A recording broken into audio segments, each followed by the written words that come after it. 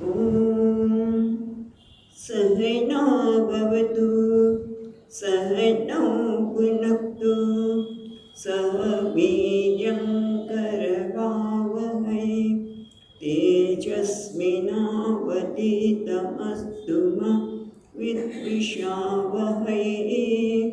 ॐ शान्ति शान्ति शान्तिः। ॐ पूर्णमदः पूर्णमिदं पूर्णात् पूर्णमुदच्यते पूर्णस्य पूर्णमादाय पूर्णमेवावशिष्यते। ॐ शान्ति शान्ति शान्तिः। श्रुतिस्मृतिपुराणानाम् आलयं करुणालयं नमामि भगवत्पादं शङ्करं लोकशङ्करं शङ्करं शङ्कराचार्यं केशवं बादरायणं सूत्रभाष्यकृतौ वन्दे भगवन्तौ पुनः पुनः। ईश्वरो गुरुरात्मेति मूर्तिभेदविभागिने व्योमवद्व्यक्तदेहाय दक्षिणामूर्तये नमः।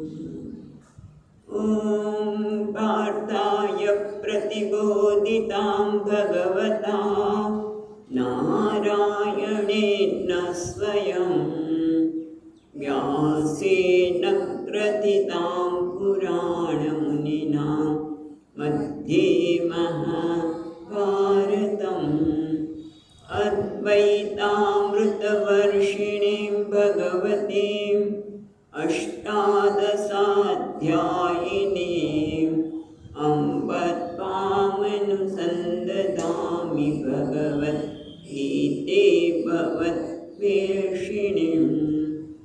यं ब्रह्मा वरुणेन्द्ररुद्रमरुतः स्तुन्वन्ति दिव्यैस्तवैः वेदैः साङ्गपदोपनिषदैः गायन्ति यं सामगाः ध्यानावस्थिततद्गतेन मनसा पश्यन्ति यं योगिनः यस्यान्तं न विदुःसुरासुरगणाः देवाय तस्मै नमः।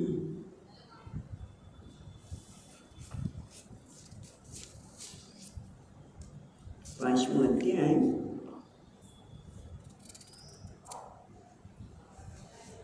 छवीसमो श्लोक। कामक्रोधवियुक्तानां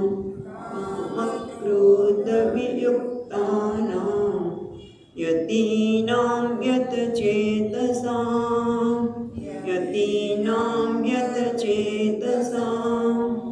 अभितो ब्रह्मनिर्वाणं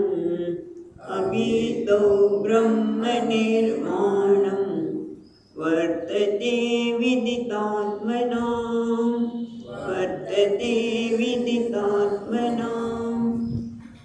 ગઈકાલે આપણે આ શ્લોકમાં જોઈ રહ્યા હતા કે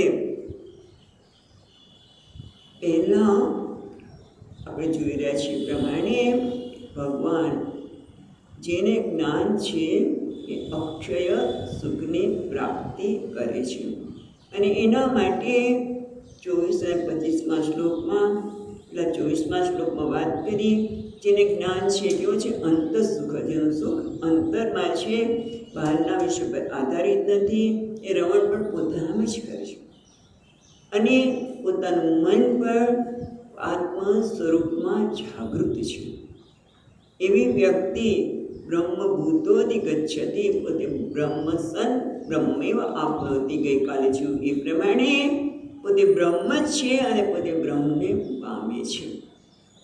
એટલે કે બ્રહ્મ નિર્વાણમ અને મોક્ષને એ યતિ પ્રાપ્ત.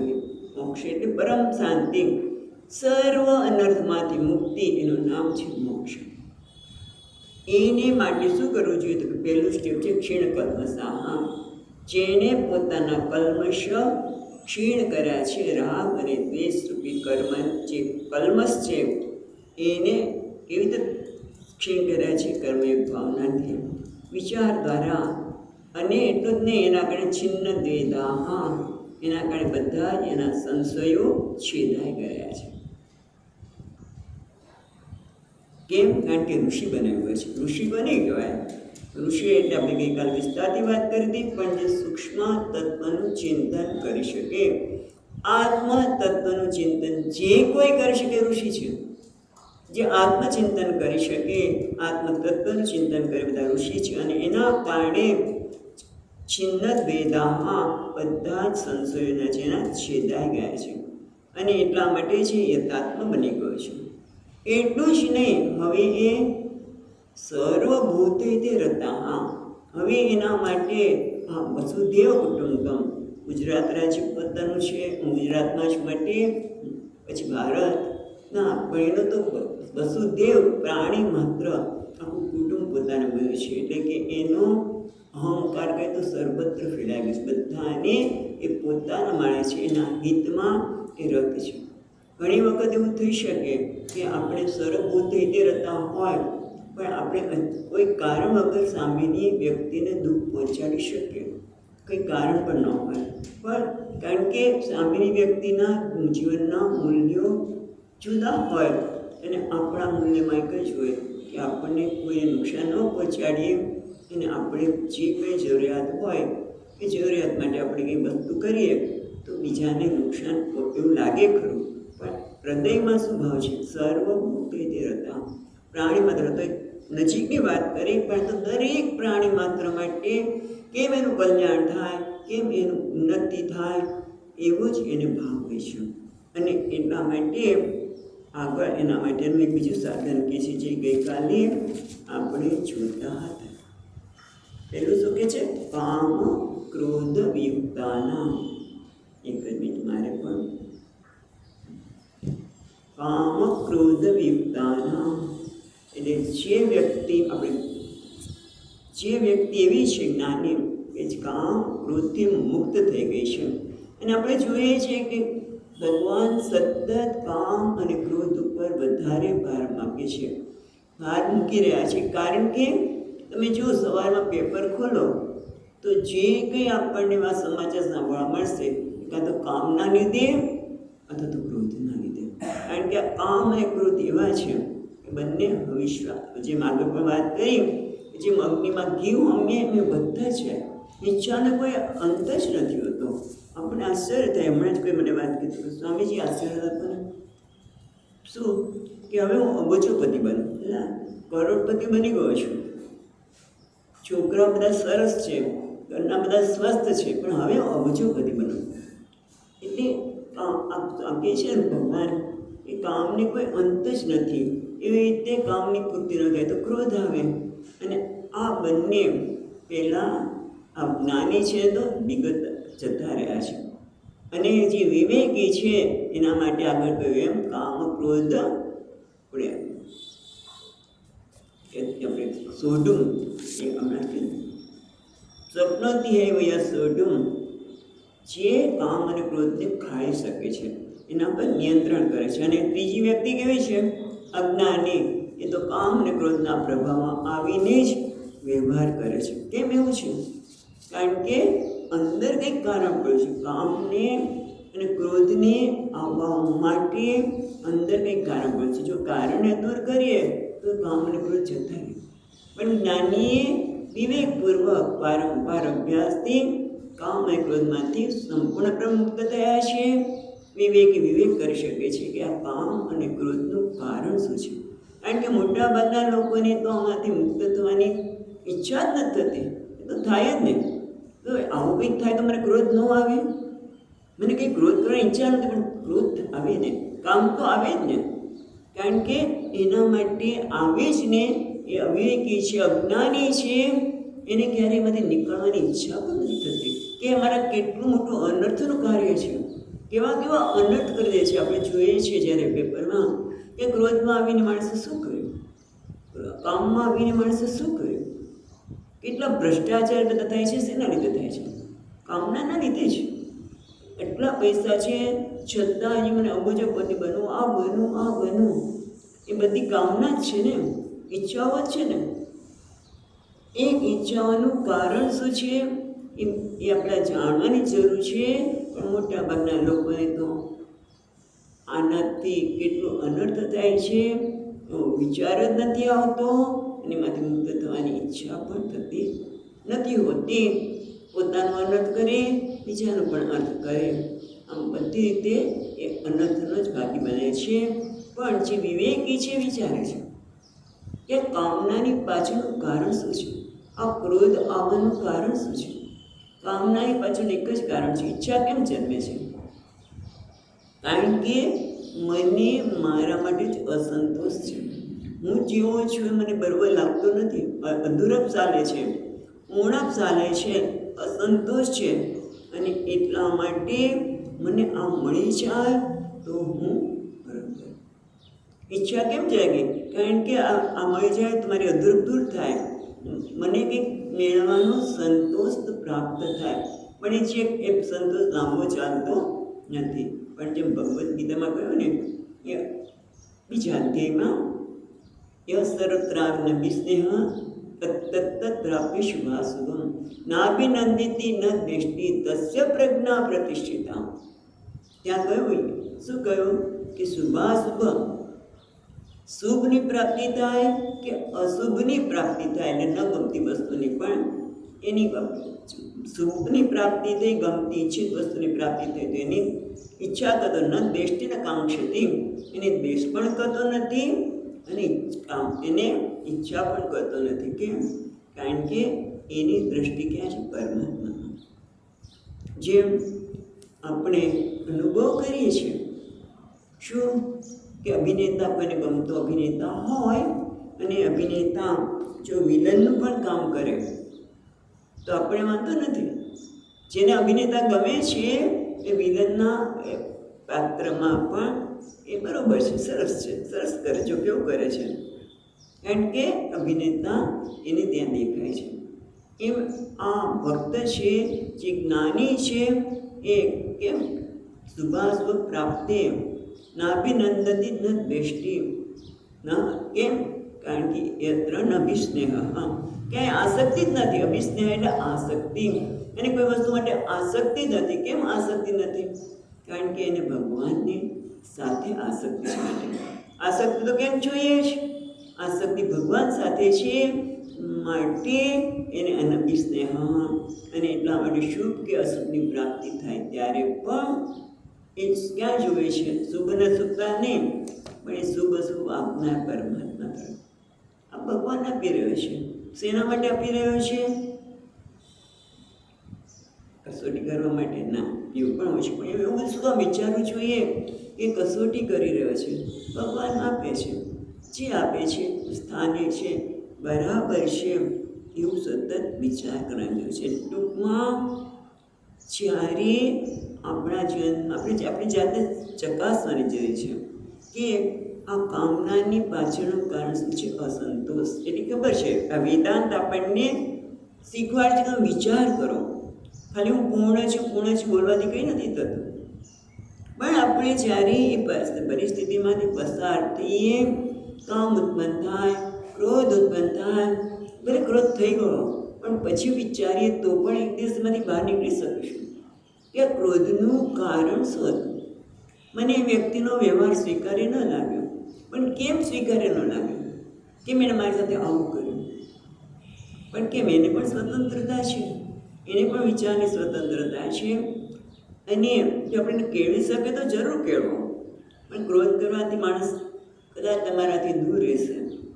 પણ એથી ક્રોધમાંથી તમે મુક્ત થતા નથી, અનર્થમાંથી મુક્ત થતા નથી. પણ સ્વામીજી કે ગીવ ધી ફ્રીડમ. તમે બીજાને જેટલી સ્વતંત્રતા આપશો એટલા તમે સ્વતંત્ર છો. એમ કરીને ક્રોધમાંથી આપણે મુક્ત થઈ શકીએ. કામનામાંથી મુક્ત થવા માટે આપણે વિચાર કર્યો કે જ્યારે ઈચ્છા ઉત્પન્ન થાય છે એનું કારણ શું છે? અધૂરો. અને હું પૂર્ણ છું એટલે કેવી રીતે પૂર્ણ છું? અધૂરપ તો છે જ, ઉણપ તો છે, મર્યાદા તો છે, પણ ક્યાં છે? અને મર્યાદા તો ક્યારે પૂરી થાય તે શરીર મને બુદ્ધિની, પણ હું આત્મરૂપે પૂર્ણ છું. અને એ રીતે વિચાર કરીને એમાંથી મુક્ત થઈ. જો મર્યાદામાંથી મુક્ત થઈ શકાતું હોય જરૂર પ્રયત્ન કરો, પણ એ મર્યાદા મારા પર હાવી ન થઈ જાય. એ મને મારામાં કામનાની ઉત્પત્તિ કરીને મને વિભળ ન બનાવે.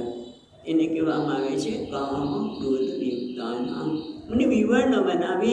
વિચારપૂર્વક આપણે કામ અને ક્રોધમાંથી મુક્ત થવા માટે પ્રયત્ન કરીએ. આની માટે તો સહજ છે, કારણ કે એનું કેવું છે? યતિનામ યત ચેતસામ. એ યતિ બની ગયો છે. અને આપણે ગઈકાલે જોયું એ પ્રમાણે યતિ એટલે જે યત્નશીલ છે, જે સંન્યાસી છે. સંન્યાસી એટલે કે જે ક્યાંય અટવાયેલો નથી, ક્યાંય એને આસક્તિ નથી. એવા યતિનામ યત ચેતસામ.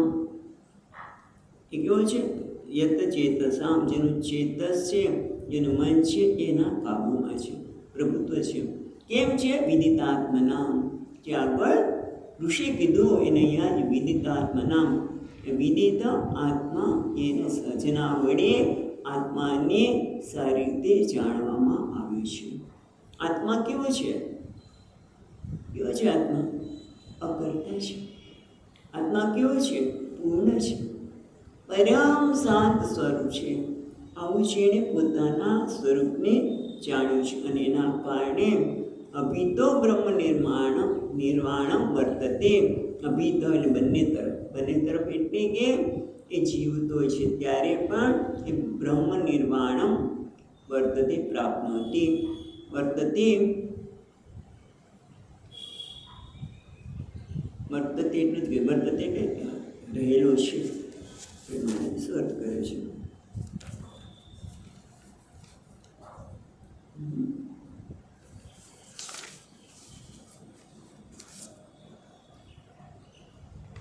રહેલા છે બધું.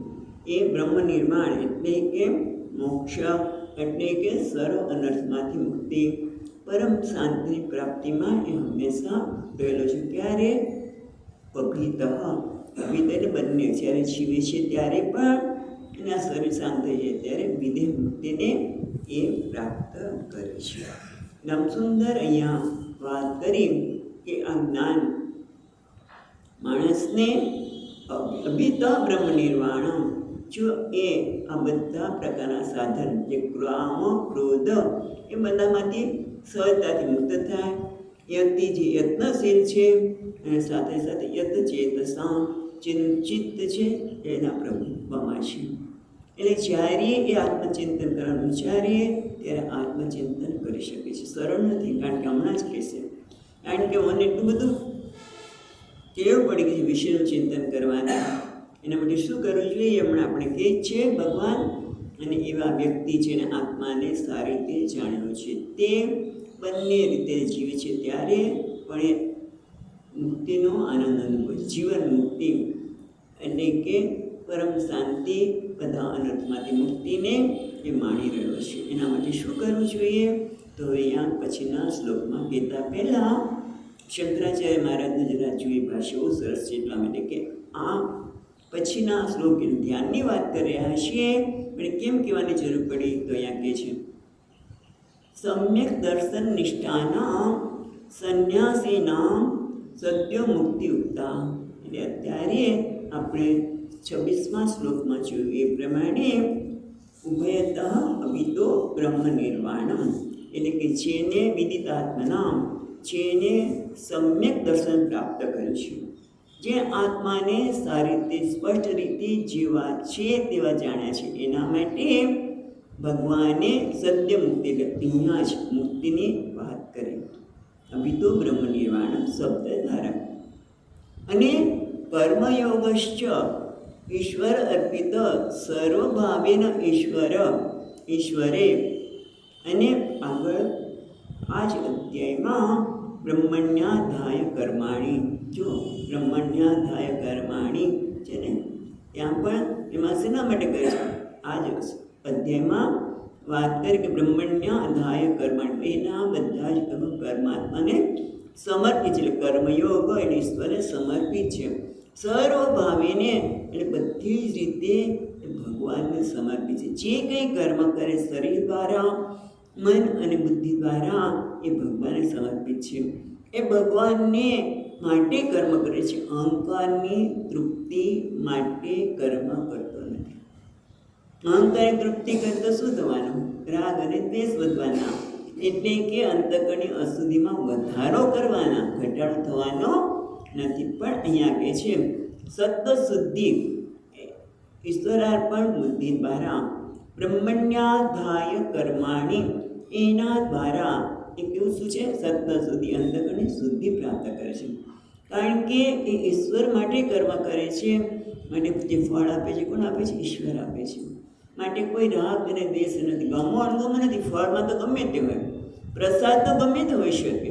મને આવો કેમ પ્રસાદ આપ્યો એવું નથી થતો, એટલે ભગવાનનો પ્રસાદ છે. તરત આંકે છે તો પ્રસાદ આપો છો ને. ભલે એ એક કરોડોનો માલિક હોય, પણ એથી ખાલી બિસ્કિટ આપ્યું હોય, ચોકલેટના જે હિંડોળા બન્યા છે કંઈક આપ્યું હોય, આંખે રડ દે. એ કેટલી લાવી શકે એમ હોય, પણ પ્રસાદ છે. એ પ્રસાદમાં રાગ કે દ્વેષ નથી, અને એના કારણે સત્વ શુદ્ધિ, અંતકરણ શુદ્ધિ થાય છે. જ્ઞાન પ્રાપ્તિ, એનાથી જ્ઞાનની પ્રાપ્તિ થાય છે. સર્વકર્મ સંન્યાસ ક્રમેણ મોક્ષ ઇતિ ભગવાન પદે પદે અબ્રવીત મક્ષતી છ. શંકરાચાર્ય યાદ અપાવે છે કે ભગવાન સમ્યક જ્ઞાનની તો પ્રશંસા કરે જ છે કે અહીંયા જે મુક્ત છે, પણ જે વ્યક્તિ કર્મયોગ ભાવનાથી ઈશ્વરને સમર્પિત થઈને કર્મ કરે છે, એનું અંતકરણ શુદ્ધિ થાય છે, એના માટે જ્ઞાન પ્રાપ્તિ થાય છે. અને એના કારણે આ અધ્યાયનું નામ શું છે? કર્મ સંન્યાસ. કર્મમાંથી સંન્યાસ પ્રાપ્ત થાય છે. એ ક્રમેણ મોક્ષ, અને ક્રમથી મોક્ષને પ્રાપ્ત કરે. પદે પદે ભગવાન વારંવાર કહે છે, અને પાછા કહેવાના પણ છે વક્ષતી છે. પણ હવે કહે છે અથ ઇદાનીમ, પણ અત્યારે અથ ઇદાનીમ ધ્યાન યોગમ સમ્યક દર્શનસ્ય અંતરંગ સાધનમ.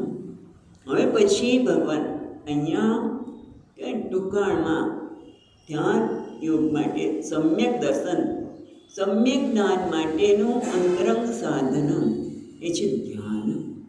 આપણે ભાગવતમાં પણ અત્યારે એ જ જોઈ રહ્યા છીએ, ધ્યાનની જ વાત કરે છે કે જીવનમાં ધ્યાન પણ હોવું જોઈએ. અને તો ત્યાં ભગવત સ્વરૂપની વાત કરે છે. પણ એ પહેલાં પણ જો યાદ હોય તો કપિલ ભગવાન પણ માને કહે છે કે અષ્ટાંગ યોગની વાત કરે છે. બધું વિસ્તારથી છઠ્ઠા અધ્યાયમાં ભગવાન કહેવાના છે. પણ અહીંયા તો એના અંતરંગ સાધન રૂપે આ જ્ઞાનમાં નિષ્ઠા પ્રાપ્ત કરવા માટે જે અંતરંગ સાધન છે ધ્યાન, વિસ્તરણ વક્ષ્યામી, વિસ્તારથી કહેવાના છે. પણ અત્યારે સૂત્ર સ્થાનિયમ એક ટૂંકાણમાં આ 2 શ્લોકમાં એની વાત કરે છે. અને પછી ત્રીજા શ્લોકમાં એની આગળ કેવી રીતે કરવું એ પણ વાત કરે છે, અને ફળની પણ વાત કરે છે. તો આપણે 27 અને 28નો શ્લોક સાથે વાંચીશું. 27 અને 28નો શ્લોક.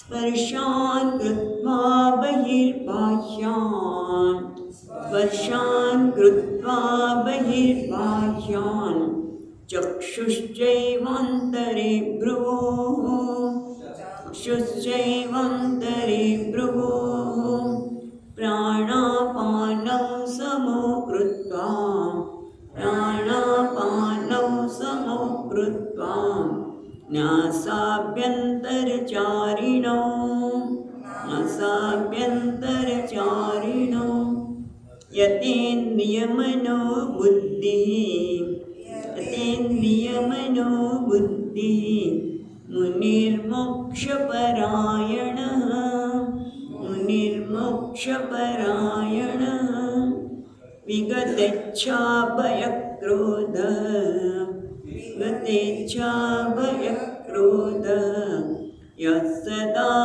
મુક્ત एव सः मुक्त एव सः।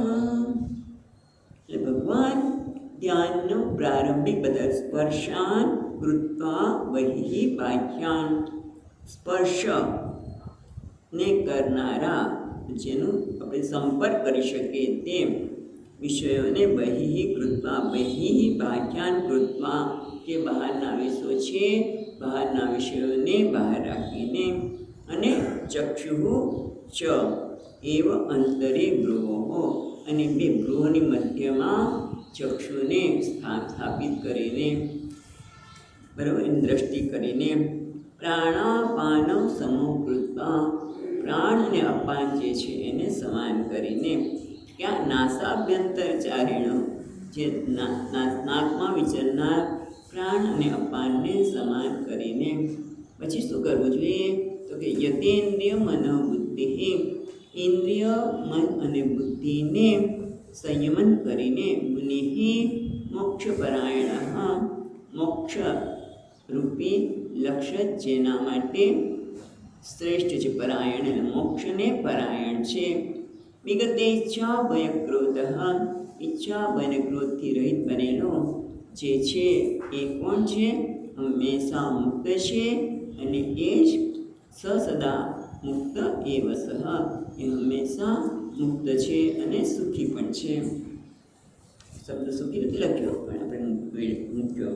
હવે આપણે આના સંદર્ભમાં વિચાર કરીએ તો ભગવાન શું કહે છે? સ્પર્શાન કૃત્વા બહિર્બાહ્યાન, એટલે કે જે બહાર છે એને બહાર રાખવા, અને વિષયો છે ક્યાં છે? બહાર છે. પણ આપણે ટેવના કારણે જે બહારના વિષયો છે એને બહાર રહેવા નથી દેતા, એને આપણે ક્યાં લીધી? અંદર લીધી. મનમાં એનું સતત ચિંતન કરતા હોય. એટલે ઘણી વખત મહાત્માઓ કહેતા હોય કે જો તો ખરા, આ ભાઈ એક ટિકિટમાં 2 જણ લઈને જાય છે, ખોટું કરે છે. છે તો એક જ વ્યક્તિ, તો બેને ક્યાં લઈ જાય છે? તો કે એ જ્યારે ટ્રેનમાં બેઠો છે ત્યારે સૂતા સૂતા કંઈક અથવા બેઠા બેઠા જેની સાથે કંઈક ઘટના ઘટી હોય એનું સતત ચિંતન કરતા હોય. નહીં તો લો ઘરમાંથી બધી એકલી બહાર નીકળ્યા હોય તો પતિ હોય તો પત્નીનું ચિંતન કરતા હોય કે શું કરતી હશે, એકલી હશે, કેમ થશે. પત્ની પણ જાય છે ટ્રેનમાં એકલી, પણ બીજાનું ચિંતન કરતી હોય, એ બની શકે, કારણ કે એ તો બહાર છે. પણ મનુષ્યને બહારના વિશ્વને બહાર રાખવાનું ફાવતું જ નથી, અને એટલા માટે ભગવાને કહેવું પડ્યું કે જે વિષયો બહાર છે ને તું બહાર રહેવા દે. પણ શું વાંધો છે? કારણ કે બીજું કશું નહીં, બહાર રાખવાની પાછળનું કારણ તમને ઈશ્વરને કદાચ અંદર લઈ છે અને વિશે ચિંતન કરે તો વાંધો શું છે? તો કે જે મોક્ષપરાયણ છે, નિર્મોક્ષપરાયણ છે, જેને મોક્ષ જોઈએ છે એવા વ્યક્તિ માટે વાત છે. અને આમ પણ થોડુંક વખત તો આપણે વિશ્વને બહાર રાખવા જોઈએ. જેમ આપણે ઘણી વખત કહીએ છીએ કે તમે અહીંયા આવો ત્યારે પરીક્ષિત રાજાને જેમ બનીને આવો, કે જે બધું ચપ્પલ બહાર કાઢ્યા, બધી વસ્તુને બહાર મૂકીને આવો. પણ આપણે કરી શકતા નથી હોતા. આપણે ફોન આવે તરત જ એટલે તો સ્વિચ ઓફ કરી દેવાનું કહે છે, સ્વિચ ઓફ કરી દે. પણ આપણાથી બહારના વિષયોને થોડીક વાર માટે પણ બહાર રાખી શકતા નથી. કેમ? એ ઓલી ફોન વાગીને ઉત્તેજ ના થઈ, કોનો ફોન હશે, શું કહેતા હશે, એટલા માટે બહારના વિષયોને બહાર રાખવાની પાછળનું એ જ કારણ છે કે આપણે ધ્યાન કરતા હોય ત્યારે ફોનને સ્વિચ ઓફ કરી દે, એક બાજુ મૂકી દે. સત્સંગ કરતા હોય ત્યારે પણ એક બાજુ મૂકી દે, નહીંતર ઉત્તેજના આવવાની છે. કોનો ફોન હશે? બહુ મહત્વનું કામ હશે. સત્સંગ કરતાં પણ એક મહત્વનું બની શકે જો આપણે એને એટલા એટલા માટે ભગવાન કે સ્પર્શાન કૃત્વા બહિર્બાહ્યાન. તમે જુઓ કે જરાક સુગંધ આવે, ફોનની વાત જવા દો, પણ તમે સામાન્ય વાત કરો, સુગંધ આવે, હા થેપલા બનાવે છે, પેલું ભજીયા બનાવે છે, કંઈક બની રહ્યું હોય એની સુગંધ પ્રમાણે મનુષ્યનો વિચાર ત્યાં પહોંચી જાય. સેજ અવાજ આવે તો કોણ આવ્યું, વાસણ ખકડ્યું, બિલાડી આવી હશે, કોણ આવ્યું હશે, શું થયું હશે. એટલા માટે ભગવાન કહે છે ભાઈ સ્પર્શાન કૃત્વા બહિર્બાહ્યાન. આ મનને બહારના વિષયો છે એને બહાર જ રાખ. મનને તો સ્વભાવ જ છે. અને તમે જોજો, જ્યારે ધ્યાન કરવા બેસો, ઈશ્વર સ્મરણ કરવા બેસીએ, મન શાંત થાય ત્યારે ઈશ્વરને યાદ આવે. પણ જે ઘટના ઘટી ગઈ હોય એ આપણા મન ઉપર કાબુ લઈ લે છે. માટે કહેવામાં આવે છે કે તમે સ્પર્શાન કૃત્વા બહિર્બાહ્યમ. એના માટે શું કરવું જોઈએ? ભગવાન તો અહીંયા કહી દીધું છે, પણ આપણે છઠ્ઠા અધ્યાયમાં પણ જોવાના છીએ. અને આપણે પણ જ્યારે ધ્યાન શિબિરમાં છીએ ત્યારે કરીએ છીએ, ત્યારે પહેલું કામ એ જ કરે છે કે બહારના વિષયોને બહાર રાખવા માટે આપણે શરીરના અંગોનું નિરીક્ષણ કરીએ. એટલે મન જ્યારે શરીરના અંગોનું નિરીક્ષણ કરે છે ત્યારે બહારના વિષયનું ચિંતન કરી શકવાનું નથી. અને એના કારણે મન શાંત થઈ જાય. પહેલાં અંગૂઠાથી ધ્યાન કરો, પછી અહીંયા જુઓ, આ પગ જુઓ, આ કરો, જેથી મન બહારના વિષયનું ચિંતન ન કરે. આના વિશે છઠ્ઠા અધ્યાયમાં આપણે વિસ્તારથી જોઈશું. પણ પછી શું કહે છે? ચક્ષુશ્ચૈવાંતરે ભ્રુવો. અને ત્યાર પછી મનને સ્થિર કરવા માટે, એકાગ્ર કરવા માટે એક વસ્તુ પર ધ્યાન કેન્દ્રિત કરવાનું. કે ઘણી વખત કે તમે દીવાની જ્યોત પર ધ્યાન કેન્દ્રિત કરો, એને ત્રાટક કહે છે, બરાબર? એટલે ટૂંકમાં જો એકને એક સ્થાન પર જોવાથી મન સ્થિર થઈ જાય. મનને સ્થિર કરવું જરૂરી છે. પણ અહીંયા ભગવાન ક્યાં કહે છે? ભ્રુવર મધ્યે, બે ભ્રુવોની મધ્યમાં. એવું શાસ્ત્ર પ્રમાણે એવું છે યાજ્ઞચક્ર. યાજ્ઞચક્ર એટલે શું? જ્યાં ગુરુનું સ્થાન છે, જ્યાં ઈશ્વરનું સ્થાન છે, એ સ્થાન ઉપર તમે કેન્દ્રિત કરો. એટલે તમે જપ કરતી વખતે પણ જુઓ કે જ્યારે મન આજ્ઞાચક્ર પર હોય તો, અથવા તો તમે શ્વાસોશ્વાસ પર કેન્દ્રિત કરો તો મન બીજે જતાં અટકશે.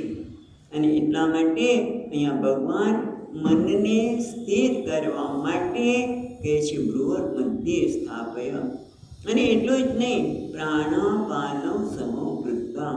પ્રાણ અને અપાન એ બંનેને સમાન કરવા. એટલે અપાન એટલે કોને? બહિર્ગમનમ વાયુ અપાન, અંતર્ગમન વાયુ પ્રાણ. જે બહાર નીકળે છે વાયુ કયો છે? અપાન વાયુ છે. અંદર આવે છે એ પ્રાણ છે. આ બંનેને સમાન કરવા. એટલે કે તમે પ્રાણાયામ દ્વારા પણ કરી શકો કે જેથી, કારણ કે પ્રાણ એક એવી વસ્તુ છે, જો એ સમાન ન હોય તો તરત જ મન વિક્ષિપ્ત થવાનું. તમે દોડતા હોય તો પ્રાણ અપાન વાયુમાં સરખી સ્થિર ન હોય તો મન વિક્ષિપ્ત થઈ શકે.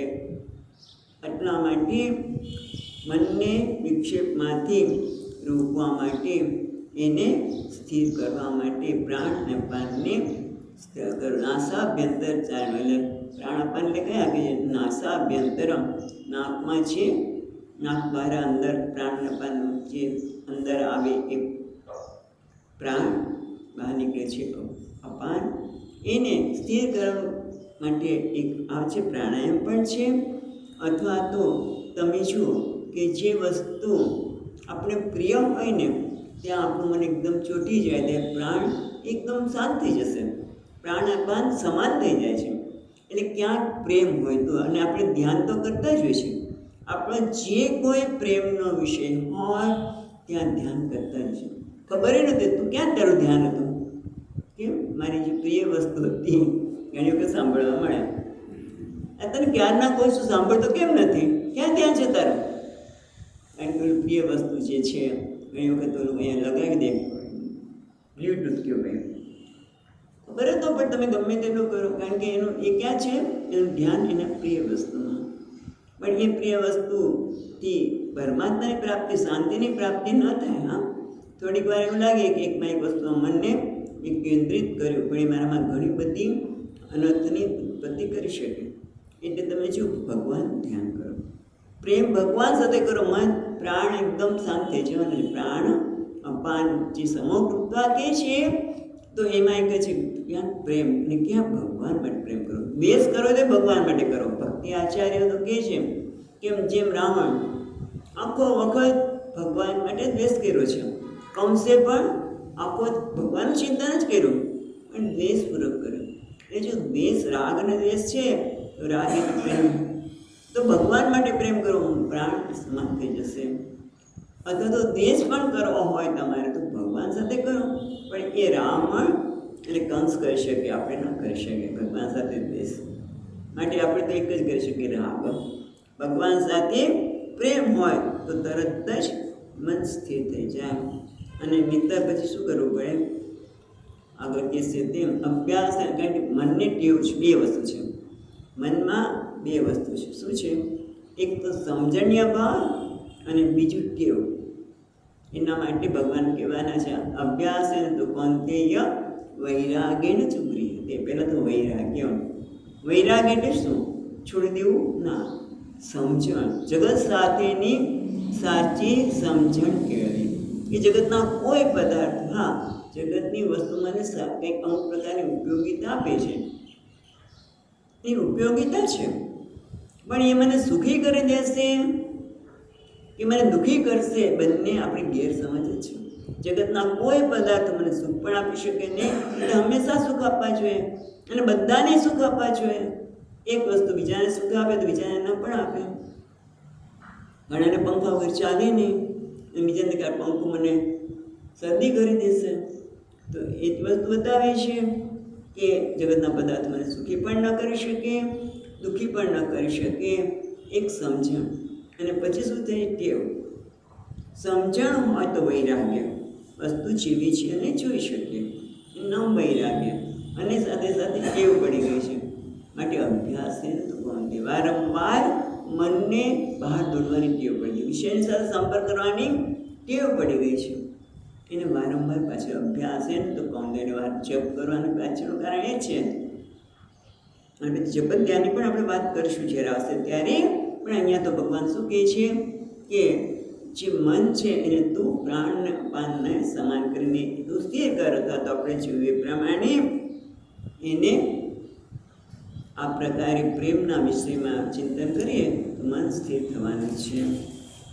પણ એના માટે મનને કેળવવું પડે. એટલે કે યતેન્દ્રિય મનોબુદ્ધિ, જે યતેન્દ્રિય મનોબુદ્ધિ, યતેન્દ્રિય એટલે ઇન્દ્રિય, મન અને બુદ્ધિ જેના સંયત છે. ક્યારે થાય? કે જ્યારે વૈરાગ્ય હોય, જીવન માટેની સમજણ હોય. અને બીજું આપણે વાત કરીએ કે મનને પાછું લાવવા માટે અભ્યાસ, તો જ ઇન્દ્રિય, મન અને બુદ્ધિ ઉપર સંયમન આવી શકે.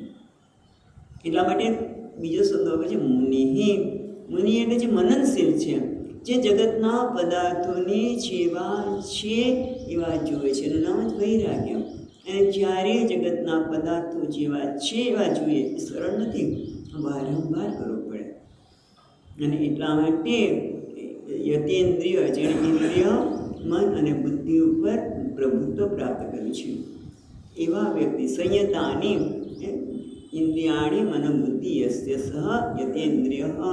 યતેન્દ્રિય કોણ છે? એ મુનિનું નામ જ, કે જેણે પોતાના મનને, ઇન્દ્રિયો અને બુદ્ધિને પોતાના કાબૂમાં સંયત કરેલી છે, પોતાને એના પર પ્રભુત્વ પ્રાપ્ત કર્યું છે. પણ એક દિવસ નથી થતો, અભ્યાસ છે ને વારંવાર અભ્યાસ કરવાના પરિણામે મન, ઇન્દ્રિયો જરાક અવાજ આવ્યો બહાર દોડી.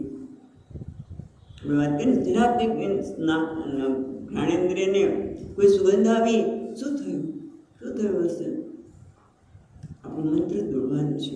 પણ એને વારંવાર સમજાવીને, પોસલાવીને, એમને પોતાના મિત્ર બનાવીને આ મુનિ મોક્ષપરાયણ છે. કારણ કે મુનિ છે એ યતેન્દ્રિય બન્યો છે, કારણ કે આ પ્રકારની સમજણ અને અભ્યાસ ટેવમાંથી મુક્ત થઈને. અને કેમ એવું થયું છે? એવું શું કરવાની જરૂર શું છે? કારણ કે એ કેવો છે? મુનિ મોક્ષપરાયણ. મોક્ષ એવ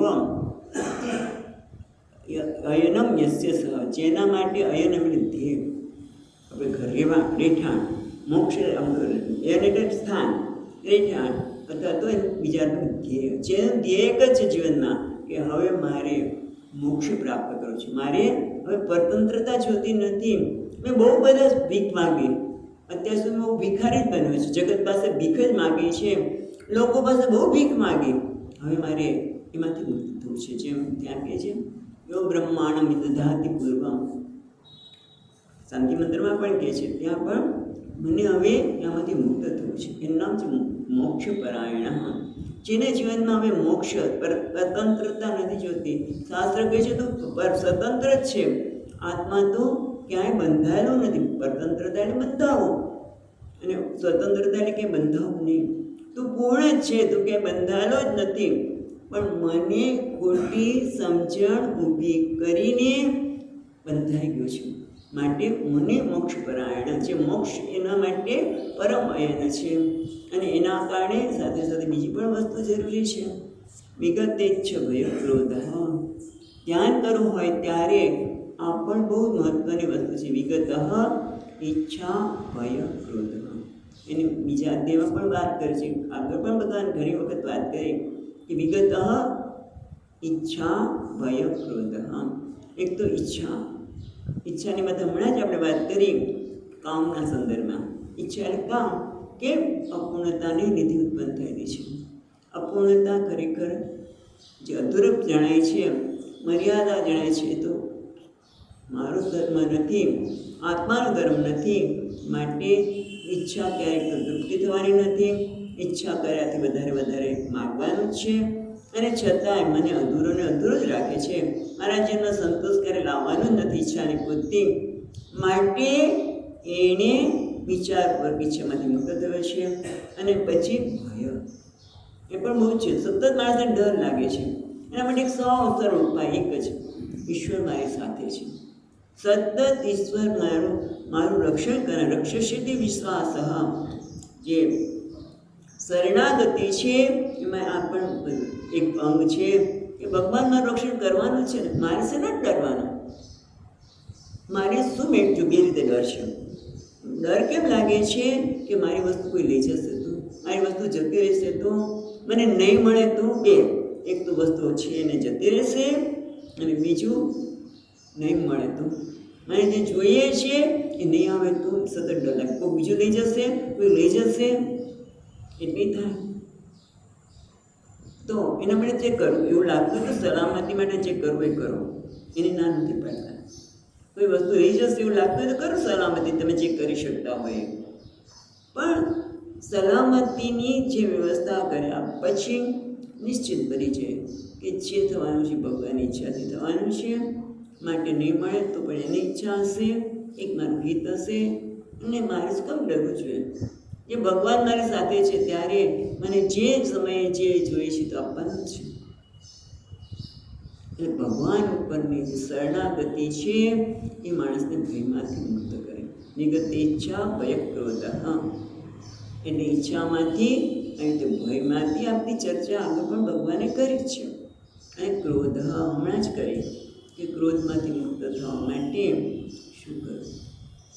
વિગત ઈચ્છા ભય ક્રોધ આવે એના માટે સ્વતંત્રતા બહુ સરળ ઉપાય છે. Give the other. સ્વામીજી કહે ને કે તમે બીજાને સ્વતંત્રતા આપશો, તમે સ્વતંત્ર બનશો, નહીં તો તમે એના વ્યવહારથી ક્રોધિત થઈ શકો. માટે સ્વતંત્રતા આપો. વિગત ઈચ્છા ભય ક્રોધ ય સદા મુક્ત એવ સહ.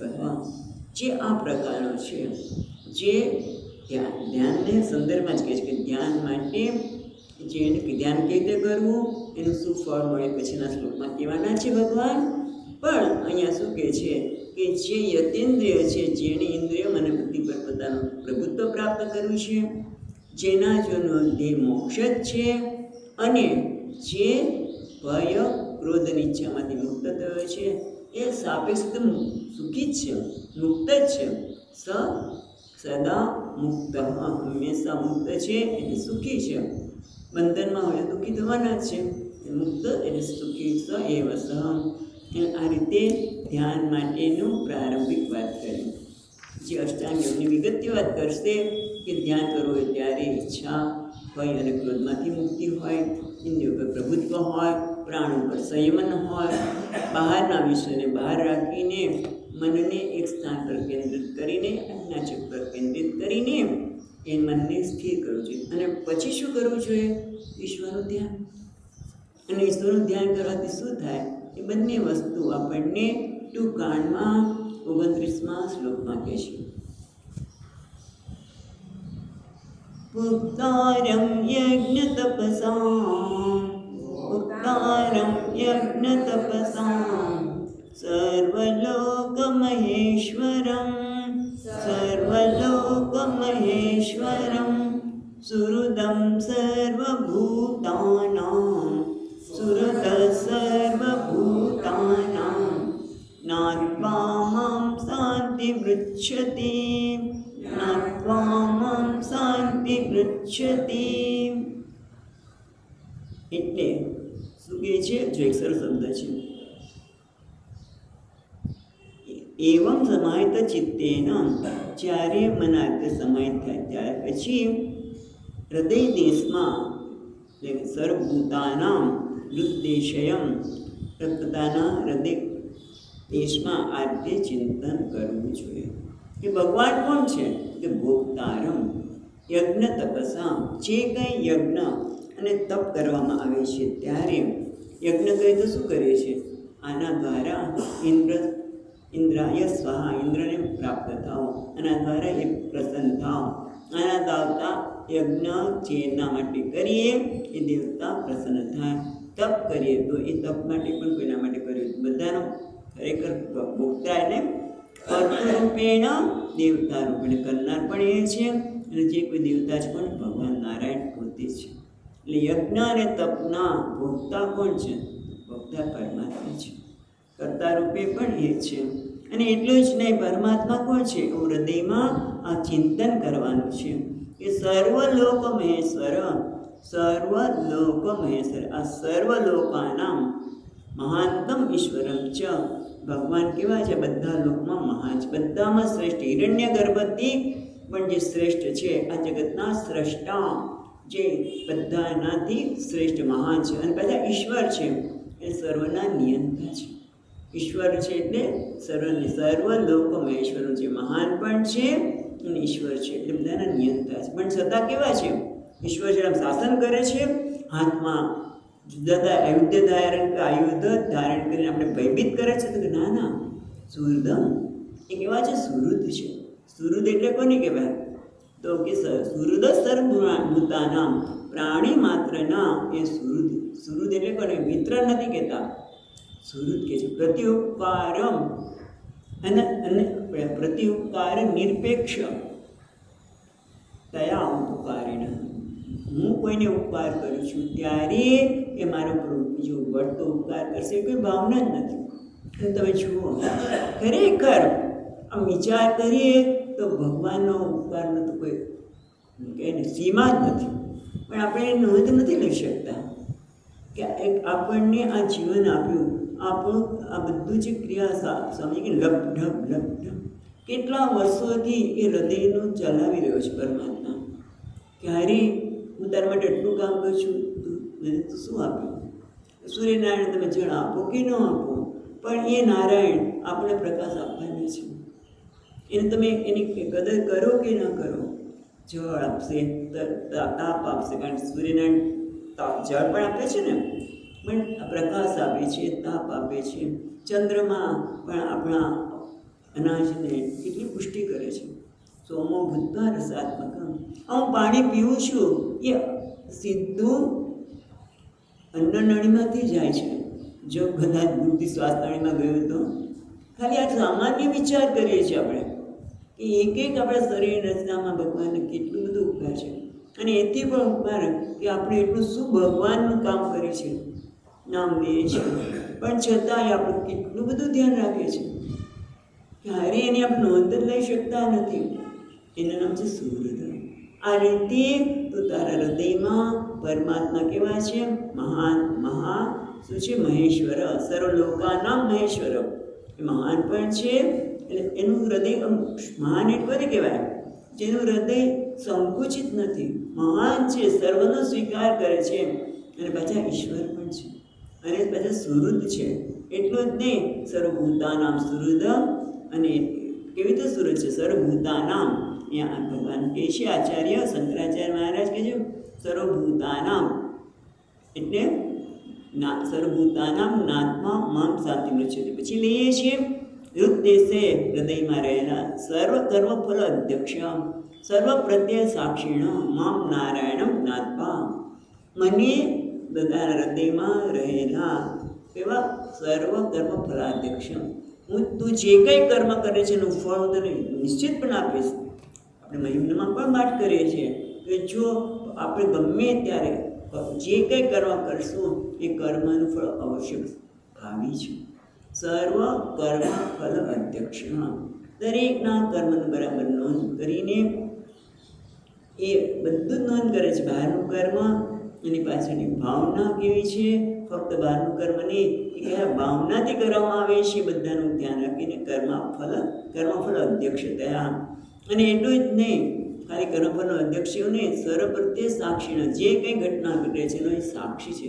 એમાં ક્યાંય બધાને આ કર્મફળનું દાન કરવાના, જ્યારે કર્મફળ આપે છે ત્યારે કોઈના પાસે ભેદભાવ કરે છે એવું પણ નથી. આ મહારાજ માટે વધારે સારું ફળ આપવું, આનું આમ કરવું, એ તો સર્વ પ્રત્યે સાક્ષીને કોઈનામાં લેપાયમાન થયા વગર એ કહેવાય છે કર્મફળ અધ્યક્ષ. સુહૃદ પણ એટલે જ થઈ શકે કારણ કે એ ક્યાંય જોડાતા નથી. કારણ કે હું ઉપકાર કરું છું માટે મને બીજો ઉપકાર મળવો જોઈએ ને. સાક્ષી તટસ્થ છે, જે કંઈ કર્યા છે ત્યારે ક્યાંય એ જોડાતા નથી. કે મહાત્મા કે સટ્ટો નહીં, લટકો નહીં, ક્યાંય અટકી જાઓ નહીં, ક્યાંય જોડાઈ ન જાઓ. બસ ભગવાને જે આપ્યું છે એને શાંતિથી સાક્ષી તરીકે જોઈને એને કાર્ય કરવું, એવું મહાત્મા કહેતા હોય છે આપણા જીવન માટે. પણ અહીંયા તો આપણે ભગવાનનું ધ્યાન કરવાનું છે ત્યારે શું કહે, સર્વ કર્મ ફળ અધ્યક્ષ સર્વ પ્રત્યક્ષ સાક્ષીની મામ નારાયણ નાત્મા. હું કહું છું નારાયણ, નારાયણને નરસ્ય અયનમ, જેનું નર એટલે મનુષ્ય, જે પ્રાણી માત્ર છે, જેનું અયન છે, એટલે હું સર્વનો અંતર્યામી છું એ રીતે જાણીશ ત્યારે નાથ. તો આપણે અહીંયા એક વસ્તુ છે મધુસૂદનજી મહારાજ યાદ અપાવે છે કે સર્વ અંતર્યામી રૂપેણ સર્વનો અભાસક તરીકે પરિપૂર્ણ સચ્ચિદાનંદ પરમાત્મા સર્વાત્મા જે નારાયણ છે એને જ્ઞાત્વા એટલે મામ જ્ઞાત્વા, મને જાણીને, એટલે આત્મરૂપેણ સાક્ષાત કૃત્ય, એ પરમાત્મા મારો જ આત્મા છે. એ સુહૃદ જેને કહીએ છીએ, જે સર્વલોકનો મહેશ્વર છે, જે યજ્ઞ તપસ્યાના ભોગતા છે, એ મામ જ્ઞાત્વા એટલે એ મારો જ આત્મા છે. આત્મરૂપેણ સાક્ષાત કૃત્ય. અહીંયા મધુસૂદનજી મહારાજ વધારે સ્પષ્ટ કરતા કહે છે મામ જ્ઞાત્વા એટલે આત્મત્વેન સાક્ષાત કૃત્ય શાંતિ મૃચ્છતિ. શાંતિમ એટલે સંસાર ઉપરમ, સર્વ અનર્થમાંથી મુક્તિ મુચ્છતિ. મૃચ્છતિ નથી પણ રુચ્છતિ. શાંતિમ પછી રૂ નીકળશે, રુચ્છતિ પ્રાપ્નોતિ એ પ્રાપ્ત કરે છે. જ્યારે આ પ્રકારનું ધ્યાન કરી અને પરમાત્મા સાથે એક બની જાય છે, પરમાત્માને પોતાના આત્મા રૂપે જાણે છે, ત્યારે એ શાંતિને પ્રાપ્ત કરે છે. એ શાંતિ સંસાર ઉપરમ, સંસારમાંથી ઉપરમ, અને સર્વ સંસાર ઉપરમ એટલે સર્વ અનર્થમાંથી ઉપરમ, દુઃખમાંથી, અસહાયતામાંથી, બધામાંથી મુક્તિ. સંસાર એટલે એ જ, વ્યક્તિ સંસાર નથી, પણ સંસાર એ છે જ્યાં માલિકનો ભાવ છે, જ્યાં અહંકાર છે, એ અહંકારના મમકારમાંથી મુક્તિ, એનું નામ જ સંસાર. અને એના કારણે થતા અનર્થમાંથી મુક્તિ, દુઃખમાંથી મુક્તિ એ ક્યારે થાય કે જ્યારે જ્ઞાત્મા મામ જ્ઞાત્મા, મને નારાયણને આત્મરૂપે જાણે છે ત્યારે એ મુક્ત થાય છે. એટલે આ રીતે આપણે આ 5મા અધ્યાયનું આ રીતે અધ્યયન કર્યું. એટલે આપણે સંકલ્પ વાક્ય પણ બોલી દઈશું. ઓમ તત્સત ઇતિ શ્રીમદ ભગવદ્ ગીતાસુ ઉપનિષત્સુ. બરાબર છે? હા, એક જ મિનિટ, મારામાં જોયું છે. ઓમ તત્સત ઇતિ શ્રીમદ ભગવદ્ ગીતાસુ ઉપનિષત્સુ બ્રહ્મ વિદ્યાયાં યોગશાસ્ત્રે શ્રી કૃષ્ણાર્જુન સંવાદે કર્મ સંન્યાસ યોગો નામ 5મો આ જે કંઈ કર્યું એ પરમાત્મા તમને અર્પણ કરીશું. જે અહીંથી બોલાવ્યું તે આપને અર્પણ કરીશું અને સાથે સાથે પ્રાર્થના પણ કરીએ કે તમે જે કર્મ સંન્યાસની વાત કરી એ અમારા જીવનમાં ધીમે ધીમે પ્રગટ પણ થાય. અમે જે અધ્યયન કર્યું છે અધ્યયન ખાલી બૌદ્ધિક ન રહે પણ અમારું જીવન બને એવી તમે કૃપા પણ કરો. અને એટલા માટે આજે ભગવદ્ ગીતા જે ઉપનિષદનો સાર છે એમાં બ્રહ્મવિદ્યાની અને યોગશાસ્ત્રની વાત કરી છે. એવો આ કર્મ સંન્યાસ જેનો વિષય છે તે 5મો અધ્યાય અહીંયા સંપૂર્ણ કર્યો. અને પહેલો સંકલ્પ વાક્ય પછી આપણે દરેક વખતે બોલીએ છીએ એ